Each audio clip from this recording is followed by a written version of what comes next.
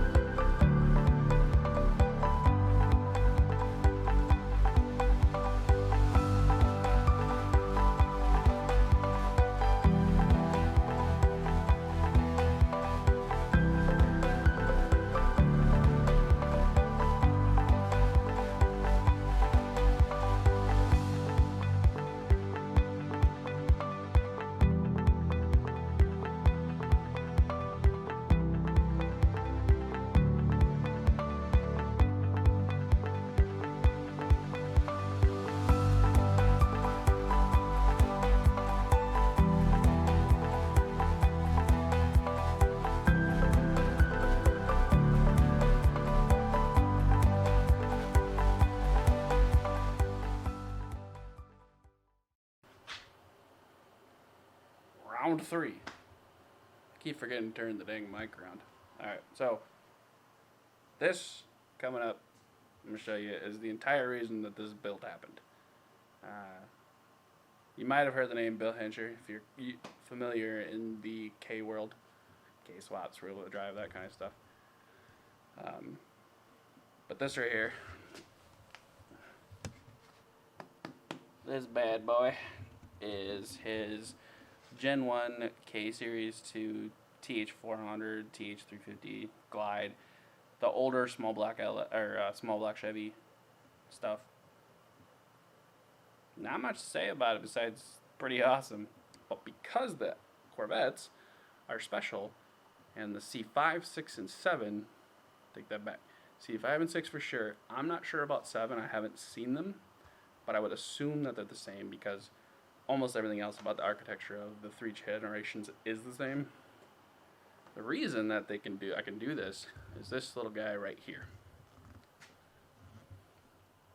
So, and this is a C5. Actually, this is out of that one, so it's a C6 flywheel, flex plate, whatever you want to call it. And this right here is input collar, input whatever you want to call it. There's a bunch of names for it. RPM has theirs, and everybody else has their name for it. But that is what drives the prop shaft that's inside the torque tube of the C5s and C6s. So because of that, and the fact that it's not indexed anywhere on the prop shaft, I don't have to do anything other than get the flex plate bolted onto the adapter, and I'm done. There's, of course, one small issue. The LS3 bolt pattern for the flex plate is a little bit different than the older style Chevys. Yeah, I have to get an old school Chevy flex plate, and I have to transfer this outer plate to it.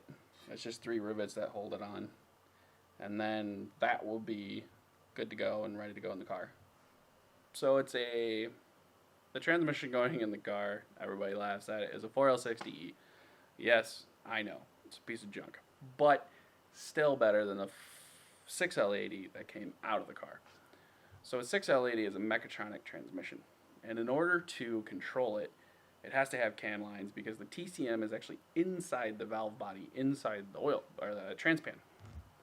So the dilemma I had was I should have originally bought an 05, 6, or 7 car, but hindsight's 20/20 type thing. So I ended up finding an entire drivetrain from a 2000 C5 automatic. Now, it's going to limit me a little bit on diff brace options and some other weird things, but keep in mind, the car's not going to make a lot of torque. I mean, I think maybe 520 if I'm lucky through the auto at the most. I mean, then again, this particular setup has never been done, so I really have no idea what it's going to make. And we're going to see what it's going to make. Back to the 6L80. So the 6L80, like I was saying, the TCM's inside the pan, and you have one option to control that transmission. It's called the TCM 2650. Now, RPM, even GM sells a version of it with their control packs for their crate motors that you buy, like the 6.2 with a 6L80. It comes with a TCM 2650. There's no support for it. Nobody will tell you how to program it.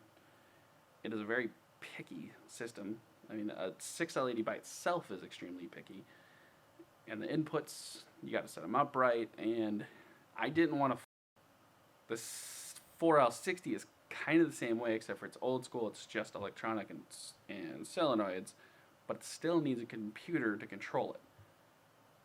It would have been ideal to get a 4L80, but they never made them in these cars, so I didn't really have much of an option there. So 4L60 it was. We all know the common issues. They drop gears, 2.4 goes out. I know.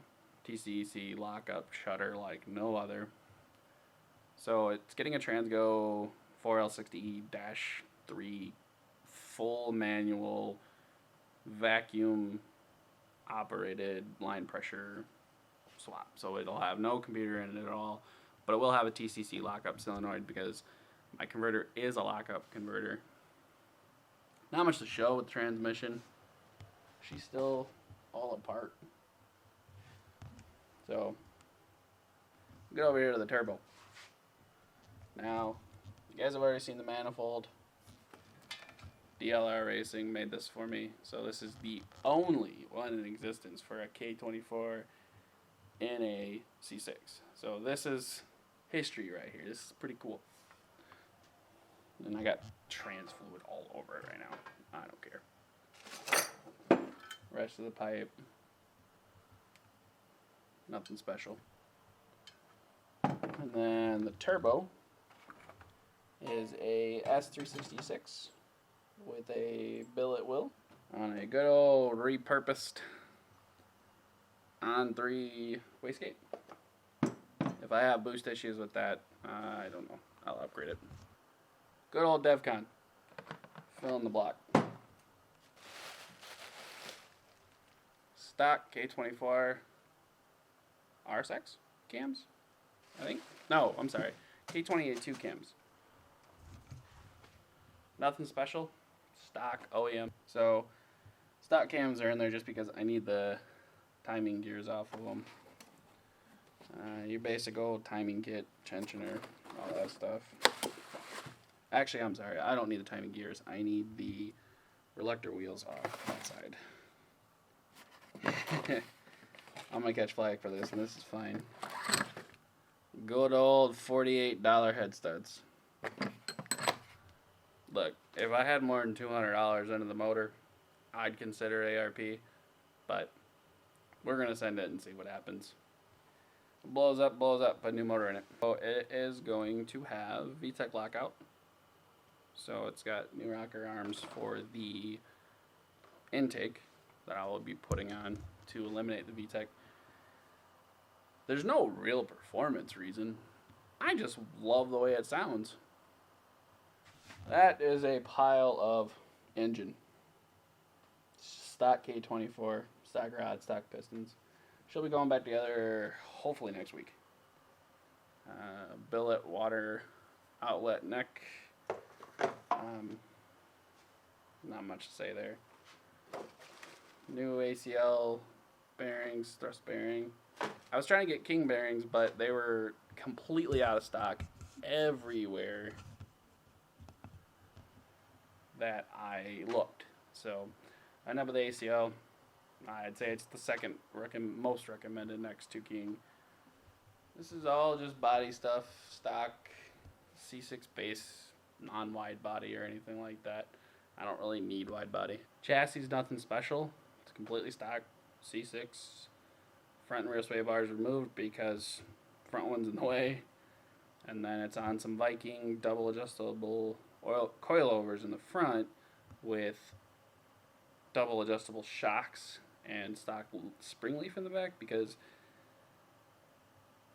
the front, the spring leaf got in the way of the engine, and then the rear, it didn't really need it, and Corvettes do fine on the stock tractor leaf, as some people like to put it.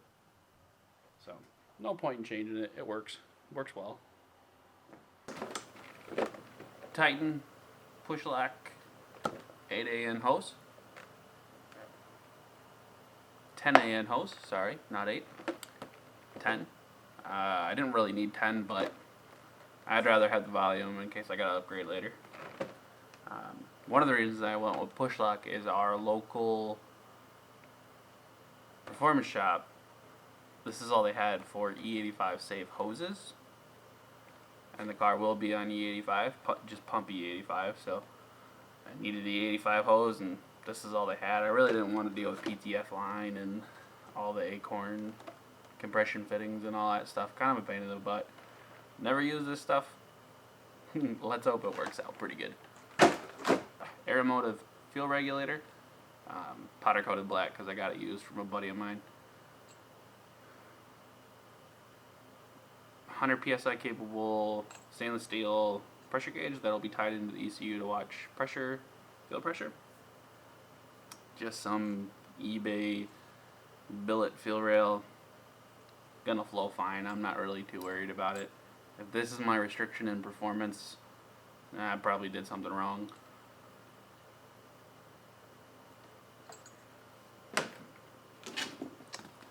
This little guy right here is the only interior part I bought for the entire build. It's pretty much a heads-up display delete plate. I took all that out of the dash, so clearly I won't have it there anymore, and I don't want a big hole in the dash. 8 return, dash 10 sump. Again, the sizes are probably overkill, but I'd rather have more than not enough.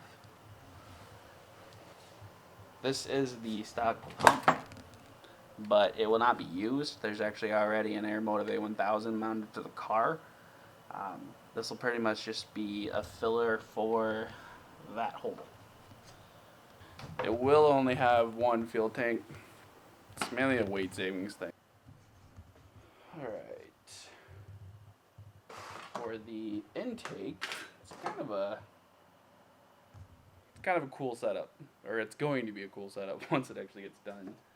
So, if you've been around LS's, you'll recognize that. This is the charge pipe from a Pro Charger kit for a C6. We'll get to that in a second. This is a throttle body flange for a full 4-bolt LS drive-by-wire throttle body. This is just nylon push lock hose. All of my boost and all of that lines for the boost controller, blah, valve, all of that'll be push lock line just because it looks nice and it's easy to route. This is a Skunk 2 Pro Street intake, Ultra Street intake, because honestly I got a really good deal and I think I paid $120 shipped. So, and it didn't originally have the flange cut off. I don't want to mess with throttle cables. So the car will be drive-by-wire. This is a stock LS3 drive-by-wire intake throttle body. And that is what this flange is for. Is this will be mounted on here. And that's all possible because the car will actually be running on an AEM Infinity 708. Bit of overkill for the car, but I got a really good deal on it. So while we're on the topic of electronics, I'll kind of go over the rest of the electronics over here real quick. Optima PC 680 battery holder. That'll actually be located in the front. I was originally going to put it back here over there, but I don't want that long of a lead from the starter to the battery. That's just overkill. This rat's nest is the crank, injectors, all of that for the AEM. And then this is the AEM DIY buy it PCM harness. So I just got to end up terminating that. I really don't have a dash solution yet. I was going to run a tablet, but it's kind of a pain. Well, that's definitely not electronics. 24-pin bulkhead connector, just because I'd like the harness to be easily to be removed from the engine bay. I have a feeling this engine's going to be out a couple of times. 2 of them just because. This is a little bit higher amperage rated, I believe 20 or 30. And this will be for the transcooler and the fuel pump, which will be in the rear of the car. Just another one in case. These are kind of all the same thing. Pigtail for the AEM map sensor. Wideband for the AEM. Typical 3-port boost valve that this doesn't want to focus on. Another 100 psi pressure sensor. This will be for oil pressure.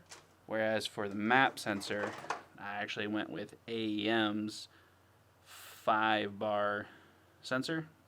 I believe it's 5-bar, or maybe it's 3-bar. Nope, 5-bar. They have a higher pressure one, but I really didn't need it. I'm stock block. I mean, maybe one day I might need it, but for now, this is fine. This bag contains both the crank and both cam sensor connectors, because I bought new ones since I have all new wiring, and I don't know how, but my oil feed for my turbo ended up in there, which is fine. These are decapped Bosch 2200. They are flow matched and they're good injectors, so we'll see how far we can push them. If I have any issues, I'll end up getting, you know, FICs or something. AEM intake temp sensor. Again, one of those things that I just rather have the actual accurate sensor for. And they're not that expensive. These next 3 are pretty cool. So these are power window modules made by Leash Electronics. Real simple 6-wire hookup, and then you're good to go. Solid state relays, 30 amp fuse. Still got to have my creature comforts. Plus, there's no other way to get the windows down. I think I've mentioned this quite a few times in other videos and Instagram and all that, Facebook. This is their Pro Street module. This is really cool. In an upcoming electric video, you'll actually see this running the front blinkers, headlights, all of that kind of stuff. And then I have the entire interior of the car to put back in. So it'll look stock. So I think that's where I'm going to end today. Tired. It's like 11 o'clock. I got to get up in 4 hours. So thanks for watching. Subscribe, comment, like, suggest.